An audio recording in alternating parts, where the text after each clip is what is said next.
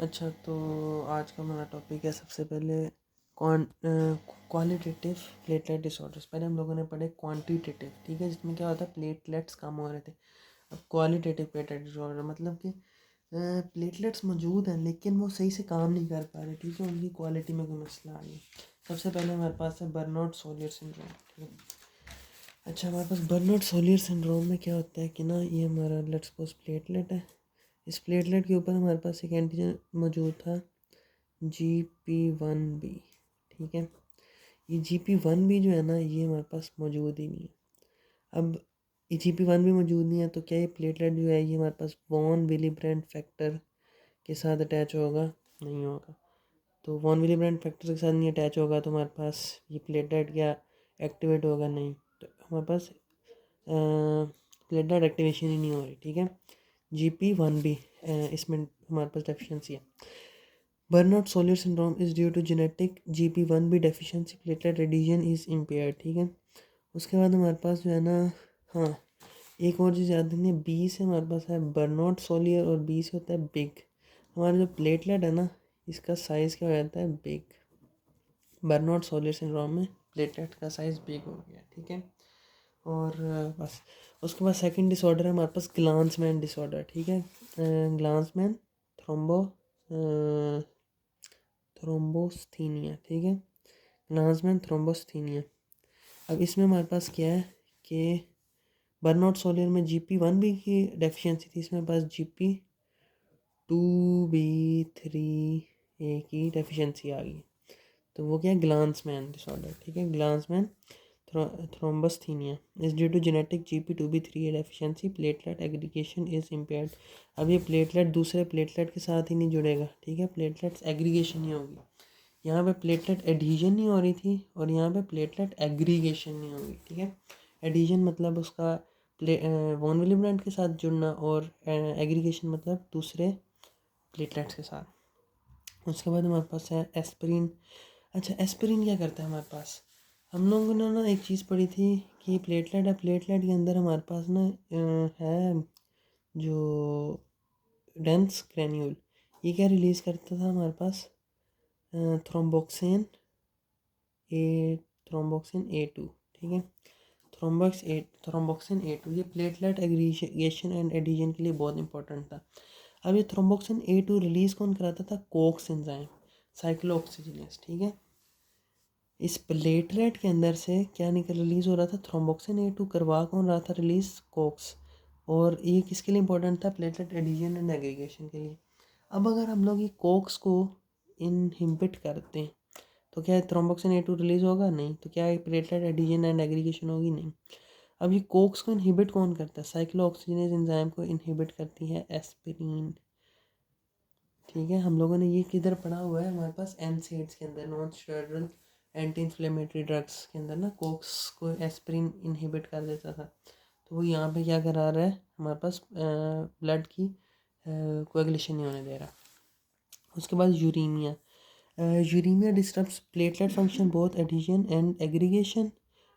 हमारे पास ना यूरीमिया के अंदर यूरेमिक टॉक्सिन्स रिलीज़ होते हैं और ये क्या करते हैं? हमारे पास प्लेटलेट एडहीजन नहीं होने देते, ठीक हो गया। शिगा लाइक टॉक्सिन्स होते हैं, ठीक है।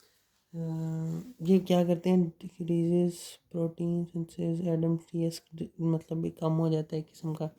तो जो भी है मतलब इन नटशेल ये कि हम लोगों के पास जो है ना, ये यूरीमिया के अंदर यूरेमिक टॉक्सिन है शिगा लाइक, जो कि ADAMTS13 को कर रहे हैं डिक्रीज़ और एंडोथेलियल सेल्स को डैमेज कर रहे हैं। मतलब हमारे पास क्या हो रहा है कि प्लेटलेट एडिशन नहीं हो रही, ठीक है, प्लेटलेट की एडिशन नहीं हो रही।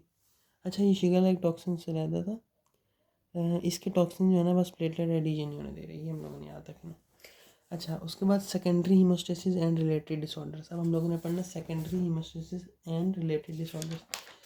हमारे पास प्राइमरी और इसमें फ़र्क क्या था? प्राइमरी और इसमें हमारे पास प्राइमरी में क्या हो रहा था? हीमोस्टेसिस के अंदर वॉन विलिब्रेंट फैक्टर, इसके साथ क्या बाइंड हो रहा था? प्लेटलेट, किसके थ्रू? GP1B के थ्रू, ठीक है। उसके बाद हमारे पास GP2B3A किसके साथ बाइंड कर रहा था, एक दूसरे प्लेटलेट के Gp2b3a के साथ, Gp2b3a। और ये दरमियान में हमारे पास क्या था स्टार्टिंग के अंदर, फाइब्रिनोजिन। अब ये किस्म का है ढीला सीमेंट, ठीक है, इसको अब सख्त करना है हम लोगों ने, ठीक है। तो वो क्या है, फाइब्रिन। तो ये जो फाइब्रिनोजिन फाइब्रिन में कन्वर्ट हो रहा है ना, ये हमारे पास क्या है, सेकेंडरी हीमोस्टेसिस। एक किस्म का सीमेंट जो है ना वो पक्का हो रहा है, ठीक है। तो इसको फाइब्रिनोजिन को फाइब्रिन में कन्वर्ट कौन करता है, हमारे पास वो कन्वर्ट करता है थ्रोम्बिन, ठीक है। कौन करता है, थ्रोम्बिन। थ्रोम्बिन। तो हम लोगों के पास ना एक पूरा प्रोसीजर होता है जिसके थ्रू हम लोगों ने क्या बनाना है, थ्रोम्बिन। और थ्रोम्बिन ने क्या करना है, फाइब्रिनोजिन को फाइब्रिन में कन्वर्ट करना है। ये क्या, सेकेंडरी हीमोस्टेसिस। अब ये होता किस तरह, हमारे पास दो पाथवेज होते हैं, एक्सट्रिंसिक इंट्रिंसिक। हम लोगों ने पढ़े हैं ये दोनों, ठीक है। अब ये थोड़ा सा आसान में याद कर लेते हैं। 12 11 9 8, 12 11 9 8 10 और 7, ठीक है। 12 11 9 8 10 को छोड़ देना, 10 यहाँ आ गया, रह क्या गया यहाँ पे 7। उसके बाद 5 2 1, ठीक है। ये एक याद कर लेना है, ठीक है। अब ये 12 एक्टिवेट करता है 11 को, 11 एक्टिवेट करता है 9 को, 9 एक्टिवेट करता है 8 को, 8 एक्टिवेट करता है 10 को। ये हमारे पास क्या है, ये है इंट्रिंसिक पाथवे, ठीक है। ये हमारे पास क्या, इंट्रिंसिक पाथवे। और हमारे पास जो एक्सट्रिंसिक पाथवे उसमें 7 एक्टिवेट कर रहा है किसको, 10 को। अब ये जब 10 बन जाता है ना, 10 एक्टिवेट करता है 5 को, 5 करता है 2 को, 2 करता है 1 को। ये 1 जो हमारे पास है ये क्या है, थ्रोम्बिन, ठीक है। 1 क्या है हमारे पास, थ्रोम्बिन। अच्छा, अब हमारे पास ये इंट्रिंसिक हो गया, ये एक्सट्रिंसिक हो गया। एक्सट्रिंसिक पाथवे को हमारे पास स्टार्ट कौन करता है, ये स्टार्ट कौन करता है हमारे पास, टिश्यू थ्रोम्बोप्लास्टिन। और ये हमारे पास कौन, सब एंडोथीलियल कोलेजन। ये मैं एक मिनट समझा देता हूँ। लेट्स सपोज ये मेरे पास क्या है, ब्लड वेसल, ठीक है ना। ये इसके एंडोथीलियल सेल्स हैं, सब एंडोथीलियल कोलेजन ये है, और यहाँ पे हमारे पास सेल्स हैं, ठीक है। अब हमारे पास अगर एक्सट्रिंसिक पाथवे हो ना, तो क्या होता है कि ये जो सेल है ना, इसकी यहाँ से डैमेज हो गई है सेल वॉल, ठीक है, कट वगैरह लगे, ये डैमेज हो गई है, तो ये लैदा से हो गई है, ठीक है, टूट के लैदा हो गया सेल वॉल। इसको हम लोग, इसको क्या कहते हैं, हम लोग कहते हैं टिश्यू थ्रोम्बोप्लास्टिन, टिश्यू थ्रोम्बोप्लास्टिन। तो ये हमारे पास क्या है, टिश्यू थ्रोम्बोप्लास्टिन, ये एक्टिवेट करता है एक्सट्रिंसिक पाथवे। अब हमारे पास अगर यहाँ पे डैमेज हो जाए और ये चीज़ एक्सपोज नहीं हो जाएगी नीचे वाली, अगर ये चीज़ डैमेज हो जाएगी तो इस तरह से नहीं हो जाएगा, तो ये चीज़ एक्सपोज हो गई है ना। तो अब यहाँ पे अगर ये सब एंडोथेलियल कोलेजन जो है ये एक्टिवेट करे कोएगुलेशन को, तो वो क्या है, इंट्रिंसिक पाथवे, इंट्रिंसिक। अब इसने किसको एक्टिवेट करना है, 12 को, 12 ने 11 को, 11 ने 9 को, 9 ने 8 को, और फिर 8 ने 10 को, 10 ने 5 को, 5 ने 2 को, 2 को 1 को। 1 क्या है, थ्रोम्बिन। और ये टिश्यू थ्रोम्बोप्लास्टिन किसको एक्टिवेट करता है, 7 को, 7 ने किसको करना है, 10 को, 10 ने 5 को, 5 ने 2 को, 2 को, 2 ने 1 को, ठीक है, ये वाला। तो टिश्यू थ्रोम्बोप्लास्टिन ने किसको किया है, 7 को, 7 ने 10, और ये क्या है, इंट्रिंसिक पाथ, एक्सट्रिंसिक पाथवे। और यहाँ पे क्या है, सब एंडोथेलियल कोलेजन, उसने किसको किया, 12 ने को, 12 ने 11, 9 8 10 5 3 2 1। अच्छा जी, उसके बाद अब हमारे पास जो है ना ये समझ लगी एक्सट्रिंसिक इंट्रिंसिक पाथवे, ठीक है। अब पढ़ लेते हैं थोड़ा सा यहाँ से। Secondary hemostasis stabilizes the weak platelet plug via coagulation cascade. Coagulation cascade generates thrombin, which converts fibrinogen into platelet plug fibrin. Fibrin is cross-linked, yielding a stable platelet fibrin thrombus. ये बनता है हमारे पास, ठीक है, प्लेटलेट और fibrin thrombus, ठीक है। उसके बाद हमारे पास क्या है, फैक्टर्स ऑफ कैलकुलेशन, फैक्टर्स जो है ना हमारे पास, ये जितने भी मैंने बताए 12, 10, 9, 8, 7, 10, 5, 2, 1, ये सारे ना किधर बनते हैं, लिवर के अंदर, प्रोड्यूस्ड बाय लिवर। ये बहुत इंपॉर्टेंट चीज़ याद रखनी है। अगर हमारे पास लिवर डैमेज हो जाए ना, तो हमारे पास क्या होता है कि कोएगुलेशन कैस्केड भी नहीं बनता, ठीक है, लिवर फेलियर के अंदर। इनएक्टिवेट स्टेट में होते हैं, रिएक्टिव होते हैं। एक्टिवेशन जो है मैंने बता दी किस तरह होती है, संबंधित एपिथेलियल कोलेजन से या फिर हमारे पास टिश्यू थ्रोम्बोप्लास्टिन से। Exposure to activating substance, tissue thromboplastin activate factor 7 extrinsic pathway, subendothelial collagen activates factor 12 intrinsic pathway. उसके बाद फॉस्फोलिपिड सरफेस ऑफ प्लेटलेट और कैल्शियम, ये भी मतलब एक्टिवेशन करा देते हैं, ठीक है। उसके बाद हमारे पास है डिसऑर्डर्स ऑफ सेकेंडरी हीमोस्टेसिस। अच्छा, अब हमारे पास अगर इस सेकेंडरी हीमोस्टेसिस में कोई मसला है, मतलब कि इधर ये जो हमारे पास ये प्रोसीजर हो रहा है, इसमें अगर कोई मसला आ गया तो वो अब हम लोगों ने डिस्कस करना है, ठीक है। अच्छा जी, usually due to factor abnormalities, factors में एबनॉर्मेलिटी है। Clinical features include deep tissue bleeding into muscles and joints. ऐसा हम, अच्छा, उसमें हम लोगों ने देखा था म्यूकोसल ब्लीडिंग थी प्राइमरी में, और स्किन के ऊपर ब्लीडिंग थी। यहाँ पे हम लोगों के पास डीप टिश्यू ब्लीडिंग है मसल्स में और जॉइंट्स में, जिसे हम लोग कहते हैं हीमार्थ्रोसिस, हीमार्थ्रोसिस। और हमारे पास सर्जिकल प्रोसीजर्स के बाद कोई किसी किस्म का सर्जिकल प्रोसीजर हुआ, मतलब सरकमसिशन, मतलब सी सेक्शन के थ्रू डिलीवरी, और विजडम टूथ एक्सट्रैक्शन, मतलब जो हमारे पास अंग्रेज़ वगैरह ना, वो जो सब अक्ल दाढ़ होती है एंड पे निकलती रहती है, वो उसको रिमूव करा देते हैं, ठीक है। तो इस तरह की सर्जिकल प्रोसीजर्स के बाद हमारे पास ब्लीडिंग स्टॉप नहीं होती, ठीक है, मतलब वो रीब्लीडिंग हो जाती है बार बार। तो ये ऐसे याद रखना है, सर्जिकल जहाँ पे भी है वो सेकेंडरी के थ्रू वजह से ठीक हो गया। और हमारे पास जो है ये भी याद रखना है, हीमार्थ्रोसिस इम्पोर्टेंट है, हीमार्थ्रोसिस। अच्छा जी, तो आगे देखते हैं अब। अच्छा, दो इम्पोर्टेंट चीज़ें, पीटीटी और पीटी, प्रोथ्रोम्बिन टाइम और पार्शियल थ्रोम्बोप्लास्टिन टाइम, ठीक है। अच्छा, ये हमारे पास ना, मैं एक चीज़ याद बताता हूँ, यहाँ पे फैक्टर ज़्यादा है, यहाँ पे फैक्टर कम है, तो यहाँ पे हम कर देते हैं 3 PTT, यहाँ पे कर देते हैं 2 PT। PTT 3 है मतलब ज़्यादा, PT थोड़ा है मतलब यहाँ पे। तो अगर हमारे पास फैक्टर 12, 11, 9, 8 में किसी किस्म का मसला हो, तो हम लोग कहते हैं PTT ज़्यादा हो गया।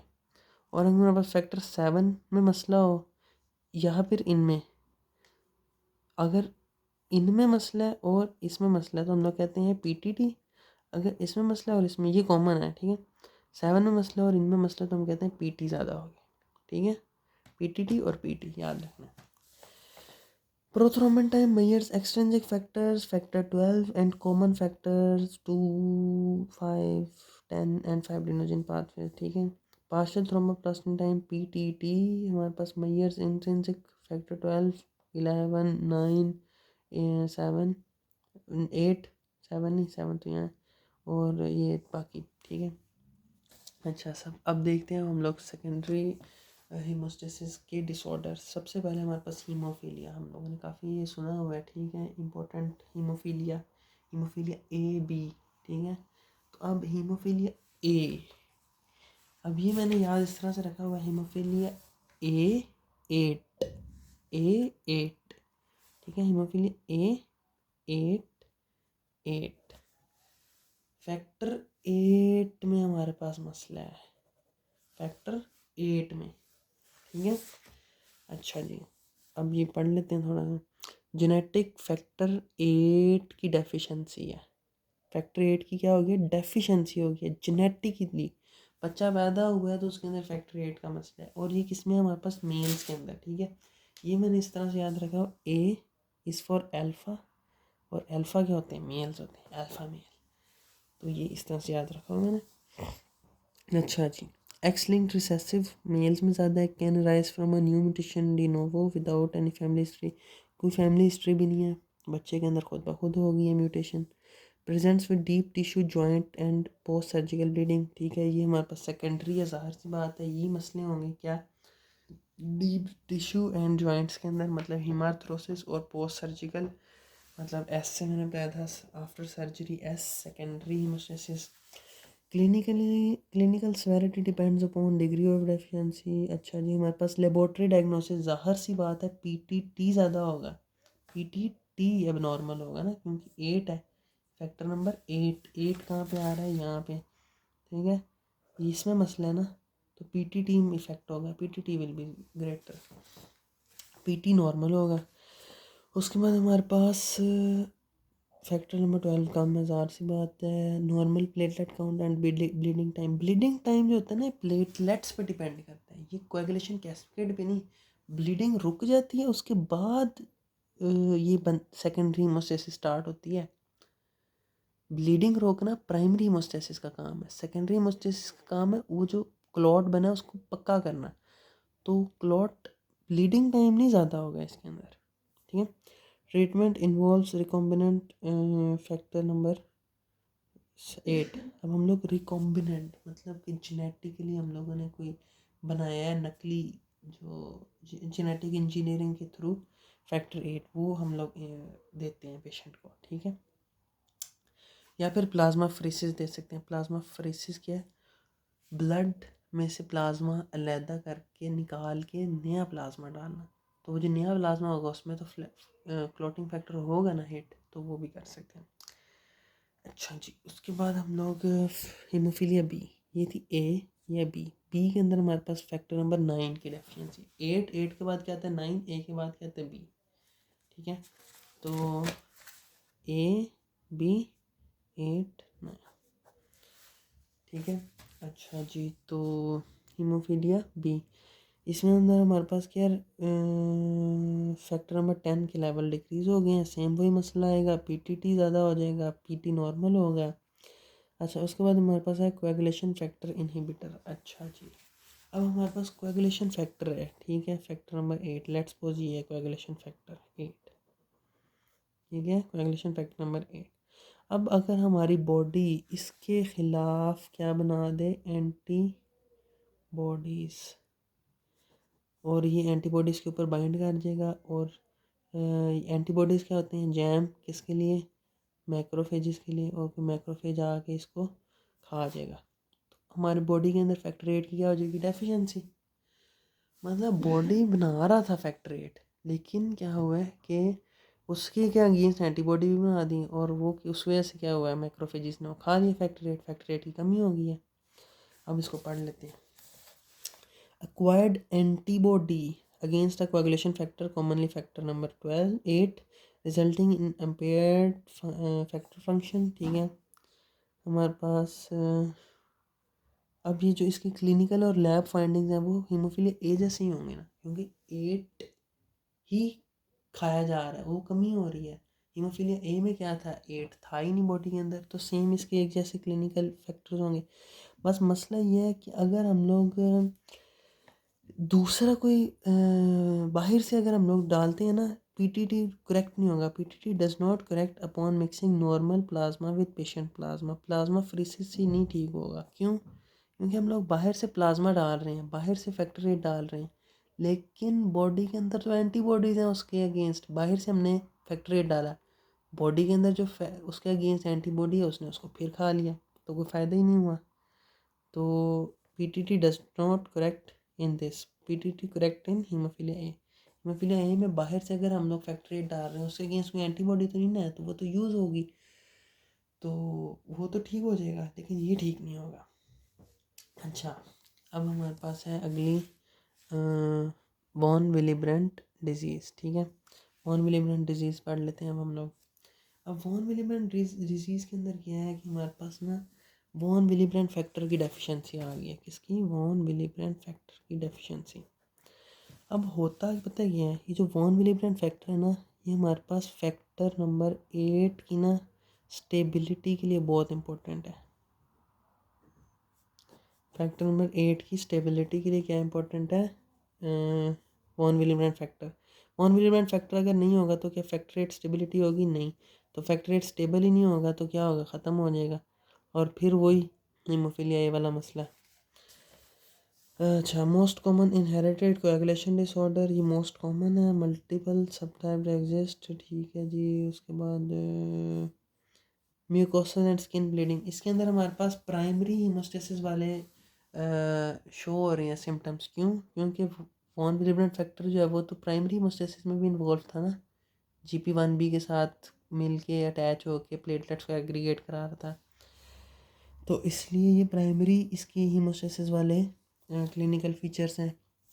लेबोरेटरी फाइंडिंग्स में ब्लीडिंग टाइम इंक्रीज़ कर रहा है। ब्लीडिंग टाइम क्यों इंक्रीज़ कर रहा है? क्योंकि प्राइमरी हीमोस्टेसिस इफेक्ट हो रही है। उसके बाद PTT जो है ये इंक्रीज़ हो रहा है क्योंकि फैक्टर 8 की स्टेबिलिटी नहीं हो रही, और PT नॉर्मल है, ठीक है। उसके बाद एबनॉर्मल रिस्टोसेटिन टेस्ट, अच्छा ये क्या, जो रिस्टोसेटिन टेस्ट है ना, ये इसमें हम लोग ना रिस्टोसेटिन क्या करते हैं, ये ना इंड्यूस करते हैं बॉडी के अंदर, बॉडी में डालते हैं, तो ये क्या करता है हमारे पास वॉन विलिब्रेंट फैक्टर के साथ ना वो वॉन विलिब्रेंट फैक्टर को ना एक किस्म का एक्टिवेट कर देता है। रिस्टोसेटिन जो है ना ये क्या करता है, वॉन विलिब्रेंट फैक्टर्स को एक्टिवेट करता है, और वो क्या करा देता है, कोएगुलेशन। अगर हम लोग ये रिस्टोसिटिन डाल रहे हैं बॉडी में, तो क्या वॉन विलिब्रेंट फैक्टर अगर है ही नहीं, क्योंकि वॉन विलिब्रेंट डिजीज़ है, तो क्या बॉडी के अंदर कोएगुलेशन होगी? नहीं होगी, ठीक है। इम्पेयर्ड एग्लूटिनेशन और एबनॉर्मल टेस्ट होगा। इसका ट्रीटमेंट है डेस्मोप्रेसिन, और ये क्या करती है, वॉन विलिब्रेंट फैक्टर को रिलीज़ करवाती है Weibel platelet bodies of endothelial cells में से। हमारे पास जो एंडोथेलियल, ये जो वॉन विलिब्रेंट फैक्टर है ना, प्लेटलेट्स में से नहीं रिलीज़ हो रहा, लेकिन ये थोड़ा सा इधर से भी रिलीज़ होता है। एंडोथेलियल सेल्स के अंदर वेबियल प्लेटलेट बॉडीज़ होती हैं, वो भी रिलीज़ करती हैं थोड़ा सा वॉन विलिब्रेंट फैक्टर, तो वो रिलीज़ हम लोगों ने करवा देना है, ठीक है। किसके थ्रू? डेस्मोप्रेसिन के थ्रू।